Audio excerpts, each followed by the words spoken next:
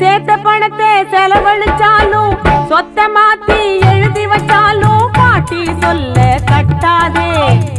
ஒரு சாதாரண மனுஷன் ஒரு பெரிய அரசாங்க அமைப்பே ஆட்டி பார்க்க முடியுமா? கள்ளக்குறிச்சியை சேர்ந்த பாக்கியராஜோட கதை நமக்கு அததான் சொல்லுது.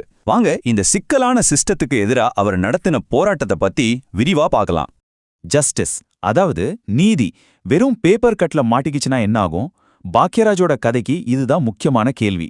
ஒரு சர்டிபிகேட் வாங்க போன அவரோட பயணம் ஒரு பெரிய சிஸ்டத்தோட மெத்தன போக்கையும் அதுல இருக்கிற ஓட்டைகளையும் வெளிச்சம் போட்டு காட்டுது.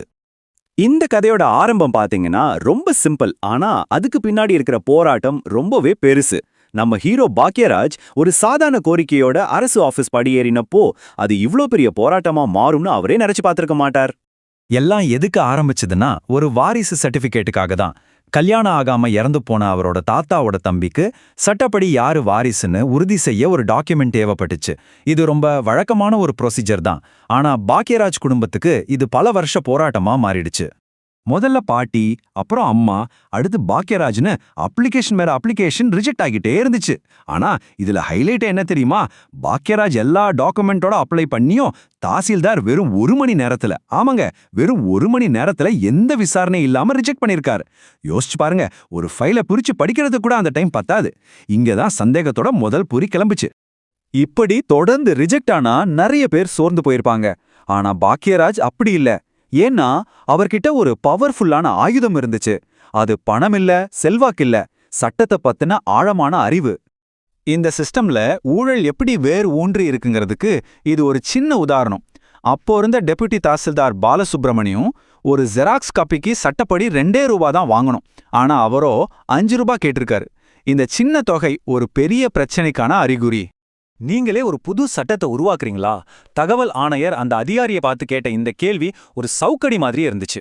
இது வெறும் கண்டனம் இல்ல, சட்டத்தை தெரிஞ்சு வச்சிருக்கிற ஒரு குடிமகனால அதிகாரத்துல இருக்கிறவங்கள கேள்வி கேட்ட முடியும்னு நிரூபிச்ச தருணம் அது. பாக்கியராஜ் போராட்டத்துல ஒரு முக்கியமான சட்டப்புள்ளி இருந்துச்சு. சரி, ஒரு கேள்வி. நம்ம இந்தியாவுல பிறப்ப பதிவு பண்ற சட்டம் எப்ப வந்துச்சுன்னு நீங்க நினைக்கிறீங்க? பெரும்பாலான அதிகாரிங்க என்ன நினைச்சாங்களோ அதேதான் நீங்களும் நினைக்க வாய்ப்பு இருக்கு. 1969 இந்த வருஷம்தான் பல அரசு அதிகாரிகளோட பதிலா இருந்துச்சு. தேசிய லெவல்ல பிறப்பு பதிவு சட்டம் இந்த வருஷம்தான் வந்ததுன்னு அவங்க உறுதியா நம்புனாங்க. ஆனா அவங்க கணக்குல ஒரு முக்கியமான வரலாற்று தவறு இருந்துச்சு. ஆனா பாக்கியராஜ் அவரோட ஹோம்வொர்க்க ரொம்ப சரியா செஞ்சிருந்தாரு. அவரோட ட்ரம்ப் கார்டு இதுதான், 1891. ஆமாங்க, 1969க்கு கிட்டத்தட்ட 80 வருஷத்துக்கு முன்னாடியே மெட்ராஸ் மாகாணத்துல பிறப்ப பதிவு பண்ண சட்டம் இருந்திருக்கு. இதை கேட்ட அதிகாரிகளுக்கு செம்ம ஷாக்கு.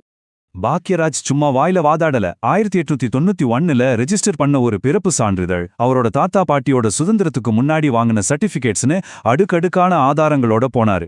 இது மட்டும் இல்ல, தகவல் அறியும் உரிமை சட்டத்தோட சிற்பியான அருணா ராய் கிட்டேயே ஆலோசனை வாங்கியிருக்கேன்னு சொன்னதும் எல்லாரும் அசந்து போயிட்டாங்க. இவ்வளோ ஆதாரங்களோடவும் அறிவோடவும் பாக்கியராஜ் களமிறங்கின அந்த நாளுக்கு போவோம் வாங்க. பிப்ரவரி 19, 2024 தகவல் ஆணையத்துல அதிகாரிகளுக்கும் ஒரு தனி மனுஷனுக்கும் நடந்த அந்த உச்சகட்ட மோதல். பாக்கியராஜோட வாதங்களையும் ஆதாரங்களையும் பார்த்த ஆணையர் இளம்பரதிக்கே ஒரே ஆச்சரியம்.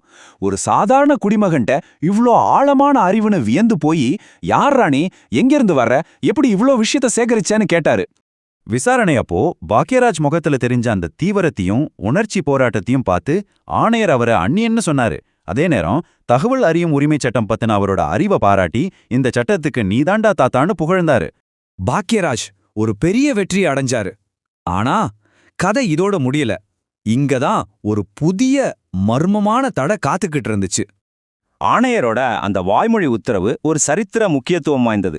ஒரு மாவட்ட கலெக்டரையே நேரடியா பொது தகவல் அதிகாரியா நியமிக்கிறதுங்கிறது ரொம்பவே அரிதான பவர்ஃபுல்லான ஒரு நடவடிக்கை.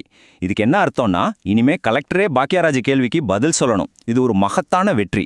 வாய்மொழி உத்தரவு கிடைச்சிருச்சு. ஆனா சட்ட போராட்டத்துல வார்த்தைகளுக்கு எழுத்து வடிவம் வேணும். அந்த எழுத்துப்பூர்வமான ஆணை கையில கிடைக்கிற வரைக்கும் வெற்றி முழுசாகாது. இங்கதான் கதை ஒரு புது எதிர்பாராத சிக்கலை சந்திக்குது. வெற்றி கை கெட்டுற தூரத்துல இருக்கு, ஆனா தொட முடியல. இந்த இழுபறிக்கு என்ன காரணம்? தன்னோட வெற்றி வேணும்னே தடுக்கப்படுதான்னு பாக்கியராஜ் ஏன் சந்தேகப்படுறாரு? வாங்க அதுக்கான காரணங்களை பார்க்கலாம். இந்த டைம்லைனை பாத்தீங்கன்னா அதிகாரிகளோட தொடர் கீழ்ப்படியாமை நல்லாவே தெரியும். மாவட்டத்தோட முக்கிய அதிகாரிகளான ஆர்டிஓ, டிஆர்ஓவே விசாரணைக்கு வரல.